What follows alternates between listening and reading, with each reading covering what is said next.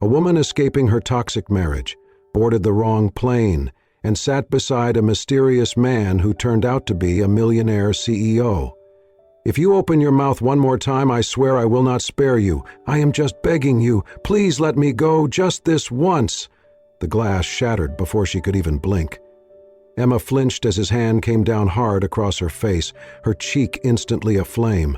She tasted blood. Her knees buckled, but she stayed upright for one reason alone.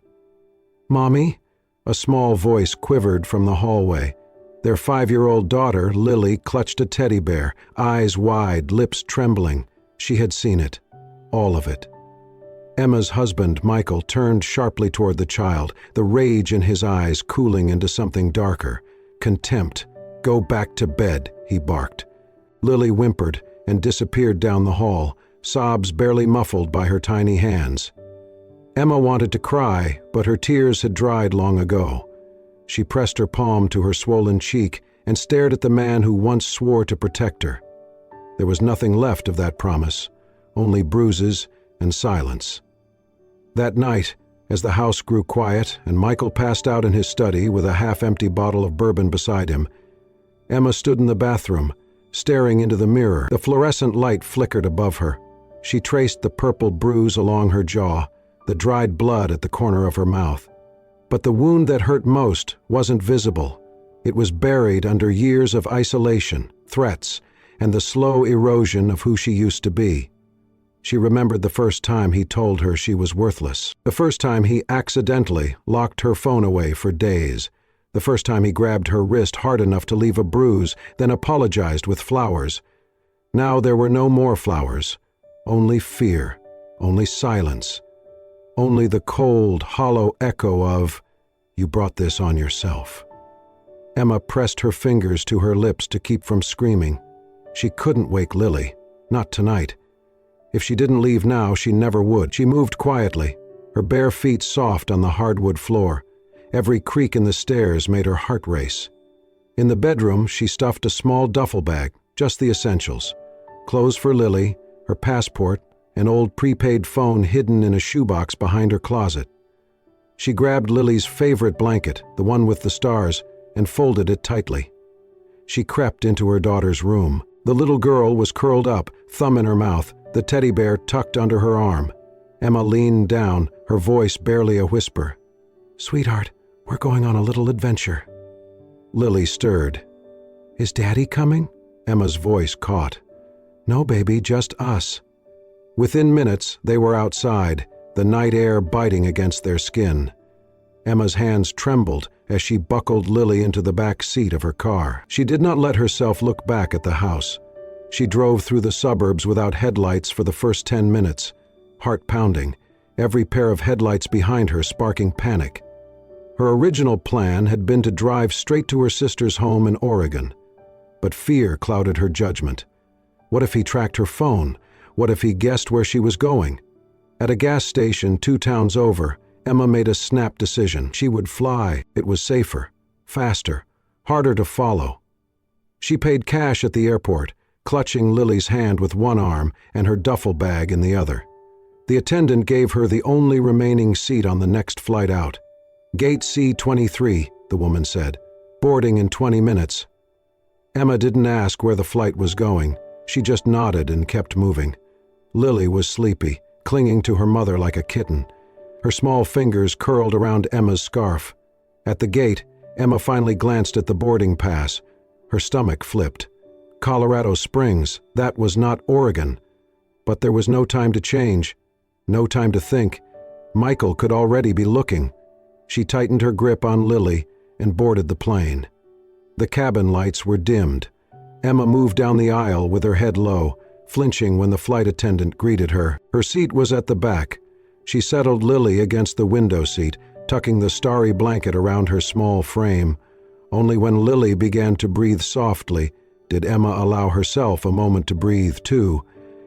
If I had not left tonight, maybe tomorrow, I would not be alive. She had no idea where they were going, but she knew what they had left behind, and that was enough. For now. "Excuse me, can I sit here? The plane's full." Emma looked up, startled. The man was tall, maybe in his mid-30s, wearing a plain gray sweater and jeans. His hair was slightly tousled, as if he had run his hands through it too many times. There was a quiet exhaustion in his voice, but not rudeness, just weariness. She shifted slightly. "Of course," she murmured. He offered a tight nod and slid into the seat beside her, adjusting a slim leather carry-on under the seat in front of him. For a few seconds there was only the hum of the plane around them, the shuffle of other passengers finding their seats, and Lily's soft breathing against the window. Emma tugged her scarf higher, pulling it over the bruise on her cheek. The fabric scratched slightly against her skin, but she didn't care. She had become used to hiding. Out of the corner of her eye, she could feel him glance at her, not prying, just aware. She shifted again, trying to turn toward Lily more, shielding her face in the shadows. The plane doors closed with a soft thud. The captain's voice crackled overhead. "Final checks, cabin crew instructions." Emma heard none of it. She gripped the armrest tightly as the plane began to taxi. Her heart beat faster, not from fear of flying, but from the weight of everything she had just done. She was leaving, running, hiding, with her child, with bruises still fresh on her skin and fear still tangled in her breath. The plane lifted off the ground, a gentle shudder coursing through the cabin. Emma looked out the window and blinked, and then the tears came. She didn't mean to cry. She had been strong all night, for Lily, for herself, but the sight of the city lights fading beneath the clouds, the finality of it all, it broke something inside her. She raised her hand quickly to cover her face, but it was too late. The man beside her didn't speak. He didn't turn toward her with awkward sympathy or ask invasive questions. He simply reached into his pocket, pulled out a folded tissue and held it out to her. Emma hesitated, then took it. "Thank you," she whispered. He gave a quiet nod and looked straight ahead. They sat in silence for several minutes. Emma wiped her eyes, embarrassed by her own display. She tried to compose herself, taking long, slow breaths. Lily stirred slightly, then nestled deeper into her blanket, oblivious. The man didn't speak again, but his presence wasn't uncomfortable. It felt grounded, steady, as if he understood the need for quiet. She glanced at him briefly. His eyes were fixed on the tray in front of him, unreadable, but there was a sadness there, something she recognized, not the loud kind, but the quiet, well-worn kind, a sadness that lived in the bones. "You're traveling alone?" she asked, surprising even herself. He turned slightly, his eyes meeting hers. "Yeah." His voice was low, calm. It wasn't cold, it just didn't ask for attention. Emma nodded. "Me too, sort of." He glanced at the child beside her and gave a soft, understanding smile. "She your daughter?" "Yes," she said, a small smile tugging at her lips. "Lily, she's 5. She sleeps like someone who knows she's safe," he said gently. Emma felt her throat tighten again. She looked down, brushing a hand across Lily's forehead. "I hope so." Silence returned, but it was different this time. Not awkward, not heavy. It was the kind of silence shared by people who don't need to fill every space with noise. Emma turned toward the window, letting the engine's low hum lull her mind. Her fingers still clutched the tissue in her lap. The man beside her rested his head back, closing his eyes. Neither of them spoke again for the rest of the first hour. But something had shifted, something small, almost imperceptible. Two strangers, both carrying their own storms, had found themselves beside each other in the sky. Not by choice, but maybe not entirely by accident either. As the plane touched down, the lights of the small airport flickered through the window like distant beacons. Emma stirred Lily gently, whispering soft encouragements as the girl rubbed her eyes and yawned, still wrapped in her blanket. The moment they stepped off the aircraft, a wave of reality hit Emma hard. She had no plan, no working phone, its battery had died somewhere between security and the departure gate, no clear destination anymore. Her sister's address, scribbled on a wrinkled receipt, was in another state, and she had boarded the wrong flight in panic. People hurried past her in the terminal, reunited with family, calling ride shares, heading home. Emma stood still, lost, David noticed. He paused beside her near the baggage claim, his hands in his coat pockets. "You waiting for someone?" She hesitated, lips parting, then closing again. Finally, she shook her head. "No, I made a mistake. This isn't where I was supposed to go." He looked at her, really looked at her, and then, gently, he said, "If you don't have anywhere to go, I know a place." Emma stiffened. I don't know. It's not a city," he added quickly. "Just a farm, about an hour's drive, quiet, secluded. No one knows about it. You and your daughter would be safe there, at least until you figure things out." She looked at him, eyes narrowing. "Why would you offer that to a stranger?" He met her gaze, unflinching. "Because I've been a stranger needing shelter before. Someone helped me. I'm just passing it on." She didn't reply right away, but as Lily clung to her hand, shivering in the cold, Emma weighed her options. A quiet place. Away from people. Away from him. She nodded, slowly. "Okay." The drive was quiet. Lily fell asleep again in the back seat of David's old SUV, her small body curled under Emma's coat. Emma sat in the front, clutching her backpack, watching the night blur past the window. David didn't make small talk, didn't press, just drove through winding back roads, headlights cutting through the dark like ribbons of promise. The farm appeared like a dream, hidden behind a row of pine trees, nestled at the foot of a gentle hill. A modest farmhouse with whitewashed wood and warm yellow lights glowing from the windows. Wildflowers lined the path and a breeze stirred the grass, even in the stillness of night. David helped carry Lily inside while Emma took in the scent of fresh earth, old wood, and something faintly floral. "This is home?" she asked softly. "For now," he replied. "There's a guest room upstairs. Clean sheets. I'll grab you some tea." Emma had not expected the warmth that seeped into her bones as she stepped inside. The fireplace crackled. A kettle whistled softly on the stove. A quilt was already laid out on the couch, and books lined the walls. She had not expected kindness. Lily was already asleep again, curled under the covers in the guest bed. Emma wandered back downstairs, intending to say thank you, but the warmth, the quiet, the exhaustion all caught up to her. She sank into a chair at the kitchen table and leaned her head on her arm, just for a second, and slipped into sleep. When David returned, he found her like that, fast asleep, her coat slipping off her shoulders, revealing deep bruises blooming down one arm. The collar of her blouse had shifted, exposing a scrape on her shoulder, red and raw. He stood still for a moment. Then, quietly, he set down the tea. He opened a cabinet, retrieved a small tin of antiseptic cream, and walked over with slow steps. Kneeling beside her, he gently touched her arm, careful not to wake her. She flinched slightly, but didn't stir. With infinite tenderness, he dabbed the cream onto the open wound, then smoothed a sterile pad over it. He did the same with the bruises, hands steady, expression unreadable.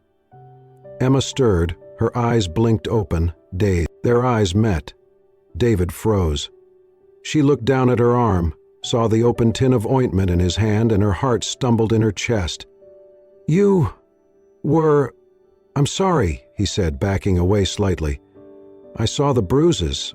I didn't want them to get worse. I shouldn't have..." She sat up, covering herself quickly with her scarf. Her cheeks flushed, a mix of shame and something else. "No," she said softly. "Thank you." Silence stretched between them, awkward but not uncomfortable. Then she looked at him, really looked at him. The shadows under his eyes, the way his brow was always slightly furrowed, like someone who carried weight in his chest he never spoke of. "Why are you here?" she asked suddenly. David blinked. "You mean the farm?" She nodded. He hesitated. "It's a long story." Emma gave a tired smile. "We have time." And in that pause, longer than a breath, quieter than a heartbeat, something passed between them. Not quite trust, not yet love, but the first spark of something new. Two broken people, in a quiet house, in a forgotten place, and for the first time in a long time, neither of them felt quite so alone. Emma sat on the back porch of the farmhouse as the sun dipped below the horizon, painting the sky with smudges of orange and lavender. Lily was inside, drawing quietly by the fireplace. The air smelled of earth and pine, and for once it did not carry fear. David stepped out with 2 mugs of chamomile tea. He handed one to her and took the seat beside her, careful not to intrude on her silence. For a long time they said nothing, just sipped and listened to the crickets. Emma stared out toward the open field, her fingers tracing the rim of her mug. Then her voice, soft and cracked, broke the stillness. "I never thought I'd actually run," she said. David looked at her but didn't respond. He waited. Emma's fingers trembled slightly. At first it was just words, yelling, then throwing things, then slaps, then worse. She swallowed hard. It made sure no one saw the bruises. He'd apologize afterward, buy toys for Lily, promise he'd change. But it never stopped. He controlled everything, who I talked to, when I could leave, what I wore. I stopped seeing friends. My family thought I was just busy. Her voice faltered. There was a night. He came home drunk. I was 6 months pregnant. He thought I was hiding money. Said I was planning to leave. He dragged me by the hair, slammed the door on my shoulder. Her hands gripped the mug tightly. I lost the baby 2 days later. David's expression didn't change, but his knuckles turned white where he held the mug. Emma looked away, blinking fast. No one believed me. The hospital report said natural complications.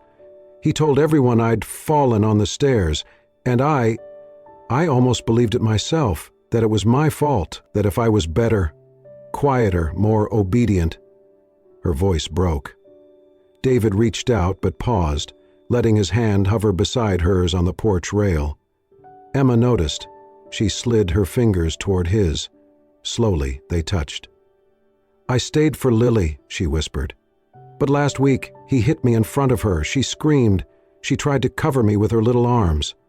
A tear slipped down Emma's cheek. "I knew I had to leave, even if it meant hiding. Even if it meant starting with nothing." David turned toward her fully now. His voice was quiet, steady. "You did the bravest thing a person can do." Emma gave a hollow laugh. "I feel like a coward." "You're not," he said firmly. "Cowards don't protect others. Cowards don't run toward freedom when the price is everything they know." She looked at him, really looked. "You speak like someone who understands." David exhaled slowly. "I do." He set down his mug and leaned forward, elbows on his knees. For a moment he stared at the ground, gathering pieces of himself. "My sister's name was Amelia," he said. "Smart, funny. She used to sing to herself while she worked. She loved astronomy. Could name constellations in the middle of the day." Emma listened, still and focused. She was dating this guy, charming on the outside. Everyone thought he was a catch, but behind closed doors, it was hell, emotional abuse, gaslighting. He isolated her from us, told her she was crazy, useless, broken. David's jaw clenched. I didn't see the signs until it was too late. I was too busy building a startup, traveling, chasing funding rounds and board approvals. She called me one night crying. I said I'd call her back. I never did. A heavy pause. She overdosed 3 days later. They said it was accidental. I know it wasn't. Emma pressed a hand to her mouth, tears welling again. I stepped down as CEO the next month. I couldn't look at another number or investor report. I sold everything I didn't need. Bought this place. Came out here to figure out how to breathe again. Emma reached for him then. No hesitation. She wrapped her arms around him, trembling.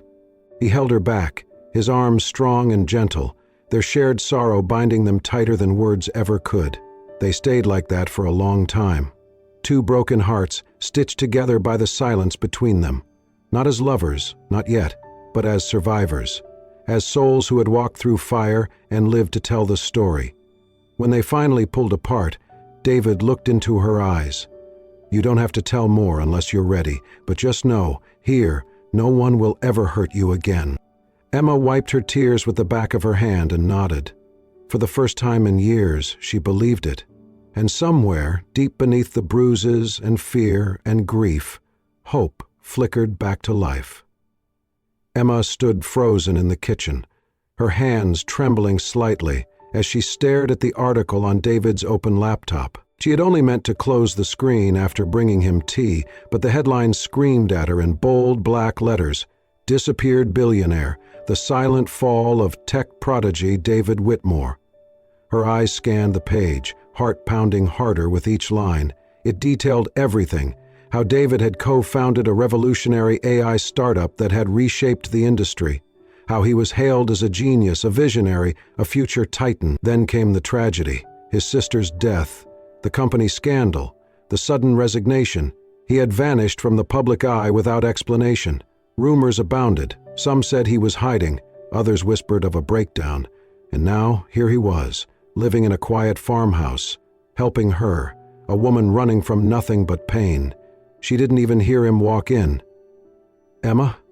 David's voice was gentle. "Is everything all right?" She turned, startled, her face flushed as she stepped back from the laptop. "I didn't mean to pry, I just saw the—" "It's okay," he interrupted, his eyes soft. "You were bound to find out eventually." Emma hesitated, then asked, her voice tight, "Why didn't you tell me who you were?" David looked down. "Because I didn't want that to matter." She crossed her arms, wounded and wary. "And yet it does. You're someone the whole world knows. I'm just a woman who barely escaped with her child in a suitcase." "You're not just anything, Emma." "Then why?" she asked, voice rising. "Why did you help me? Why bring me here? What do you want from me?" David took a step closer but kept his distance. "Nothing. I don't want anything. He exhaled slowly. "I wanted someone to see me without seeing all that. Without the money, the title, the tragedy. I thought, maybe you could—" Her jaw tightened, her breath shaky. "Well, maybe I can't." Silence stretched between them like a taut wire, ready to snap. Emma's voice softened but cracked. "You're kind, David. You gave me and Lily peace when we had none. But now I know who you are, and I—" She looked down, blinking fast. "I don't belong in your world. I was never meant to. You belong wherever you feel safe." Emma gave a hollow laugh. "You don't understand. I've spent so long feeling worthless, like I had to beg just to breathe, and now, standing next to someone like you, it only reminds me how small I still feel." David's voice was low. "I never meant to make you feel that way." "I know," she whispered. "But it doesn't change the truth." She turned away, biting her lip hard, like she was holding back more than just words. "I should go." David didn't move. His throat tightened, but he nodded once. "If that's what you need." She expected him to ask her to stay. He didn't. It hurt more than she imagined. The next morning, Emma packed quietly while Lily slept. She left a note on the kitchen table. Just 2 lines. "Thank you for everything. I hope you find peace too." David found it later that day. He sat at the table, her empty teacup still on the counter, her scent lingering in the air. He didn't cry. He just sat still for a long time, eyes locked on the note, fingers brushing the paper as if he could feel her presence through it. He told himself she needed space, that he had no right to hold her here. But as the sun set and the farmhouse echoed with silence, he realized something else. He missed her laugh. He missed Lily's footsteps on the wooden floor. He missed the feeling of not being alone. That night, David walked out onto the porch, staring into the distance where her silhouette had once stood watching the stars, and for the first time since Amelia's death, he whispered into the dark, "I want her back." The next day, he made a few calls and began to search. The shelter smelled faintly of lavender and disinfectant. Emma clutched Lily's small hand as they stepped through the glass doors, both of them wrapped in second-hand coats and a kind of quiet exhaustion that ran deeper than any bruises. "This way, Ms. Turner," the intake coordinator said gently, leading them into a warm, softly lit room.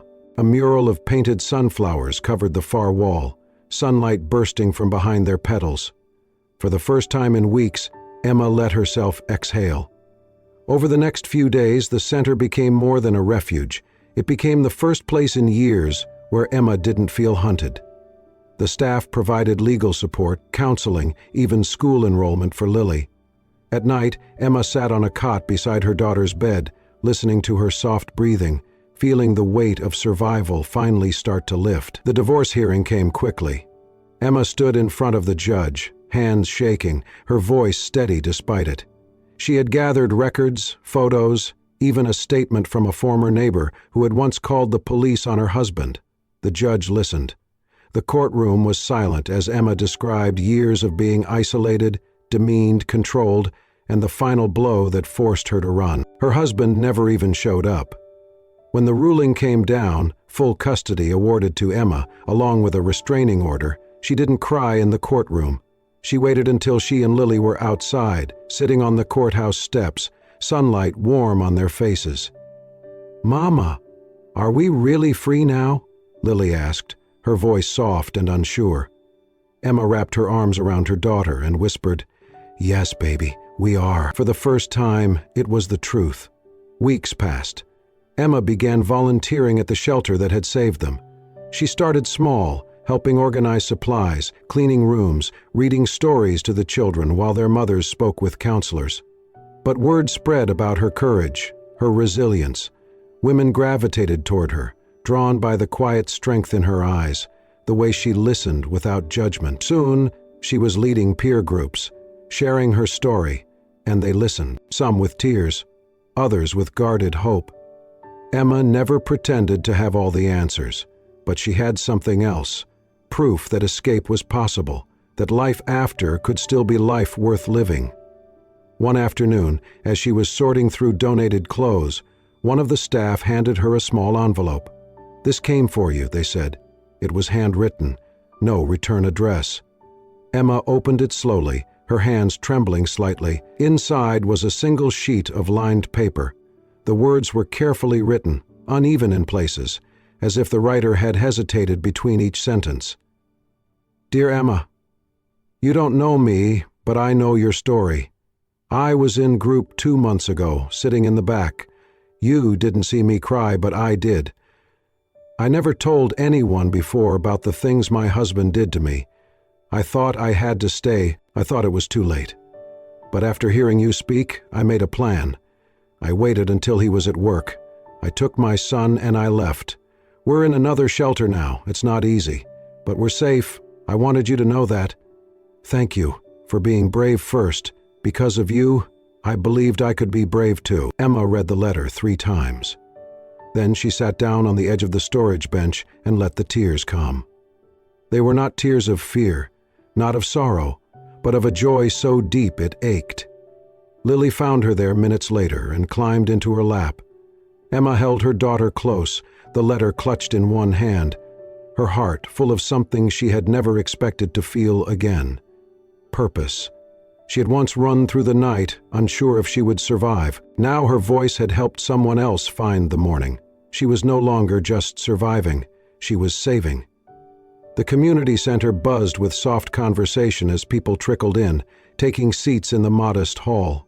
The folding chairs creaked, and the scent of coffee and cookies lingered in the air.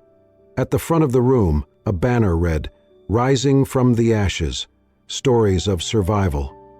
Emma stood near the podium, adjusting the microphone, her palms slightly damp. She had done this a dozen times now, but each time still felt like stepping onto thin ice, fragile, uncertain. Yet something inside her had shifted over the past months. Her voice had grown steadier, her gaze more certain. She was no longer telling her story for survival, she was telling it for others to believe they could survive too. Lily sat quietly in the front row, swinging her feet beneath the chair, beaming with pride. The moderator introduced Emma, and polite applause filled the room. She stepped forward, cleared her throat, and began. "My name is Emma Turner," she said, her voice calm, "and not so long ago, I thought I was invisible." She shared her journey briefly, honestly. The silence, the control, the fear, then the night she chose to run. She did not embellish, did not dramatize. Her words landed like stones in still water, subtle but rippling deep. "I thought I had nothing," she said, her voice softening. "But I had one thing left. I had my daughter, and I had a choice." People listened, some with tears in their eyes, others with quiet nods of recognition. Emma took a breath, ready to close her speech, and then the moderator cleared his throat again. "We have one more guest speaker, someone who asked to share something." A surprise. Emma blinked, confused. That was not part of the plan. Then she saw him. He was walking down the aisle slowly, hands tucked into the pockets of a charcoal coat, the collar turned up slightly against the chill. His hair was a little longer than before, his eyes shadowed with emotion. "David." Emma's heart stopped. He stepped onto the stage and turned to face the crowd, his gaze sweeping once over the audience before resting on her. "My name is David Callahan," he said quietly, "and I used to be the CEO of one of the fastest-growing companies in the country." There was a murmur. People leaned in.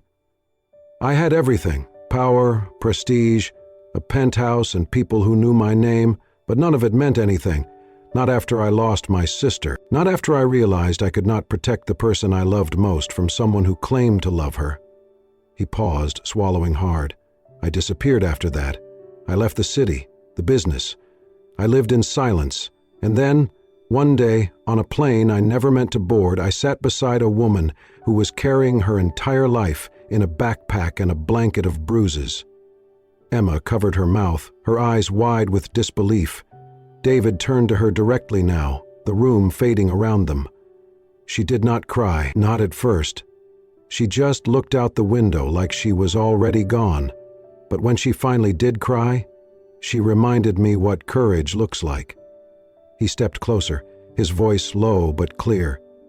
"She said I saved her life, but the truth is, she saved mine." Then, slowly, David knelt on one knee, not with a ring, not with a promise of forever, but with raw, trembling sincerity. "I did not come here to ask for your love," he said. "I came here to ask for your chance, a chance to start again, to walk beside you, to know your daughter, to earn your trust, not because you owe me anything, but because my heart stayed behind the day you walked away." Tears streamed down Emma's cheeks.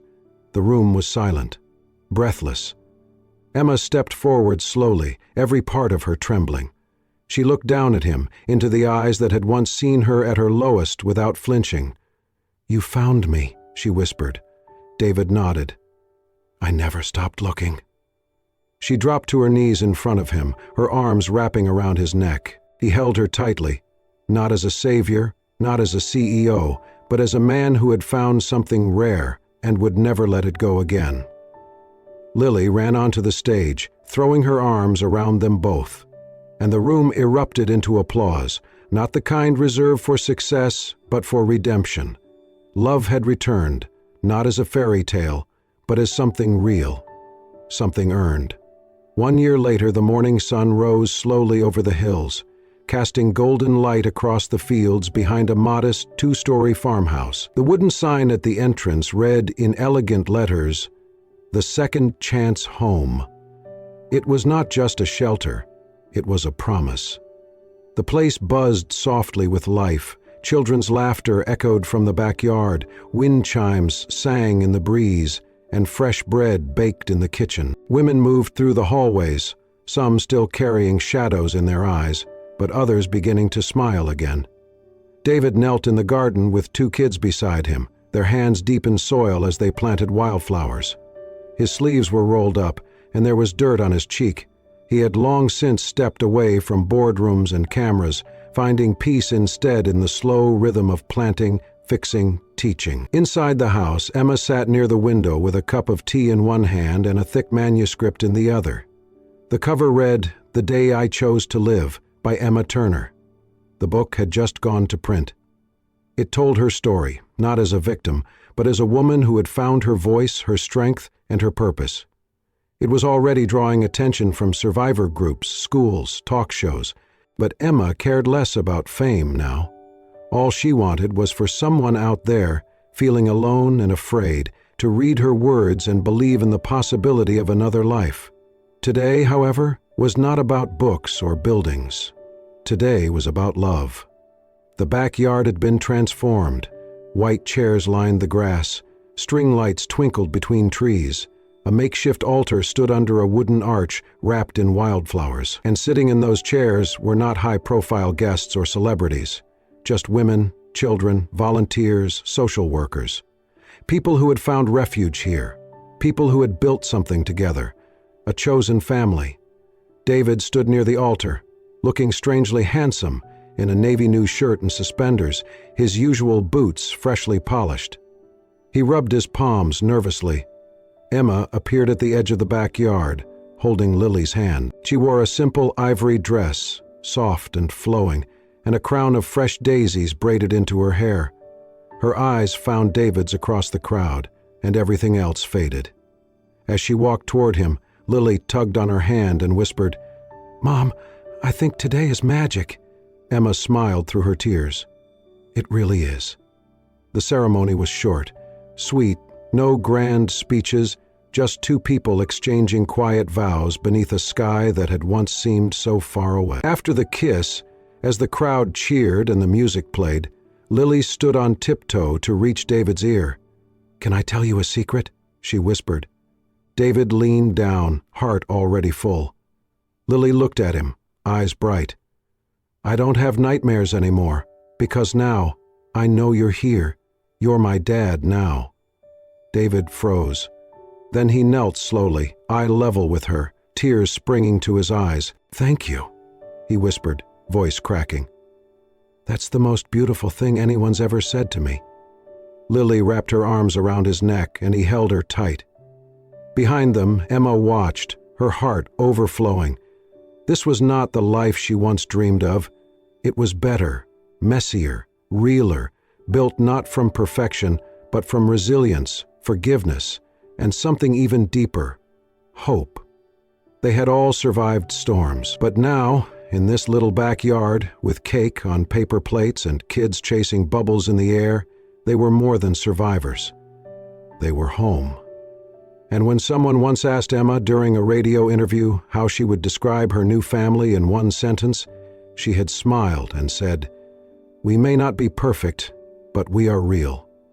If this story touched your heart, if it reminded you that even in the darkest chapters, healing is possible, that love can grow in the most unexpected places, then please, take a moment, like this video, share it with someone who needs hope, and most importantly, subscribe to Soul-Stirring Stories, where every tale is crafted to lift your spirit, heal your soul, and remind you that you are never alone.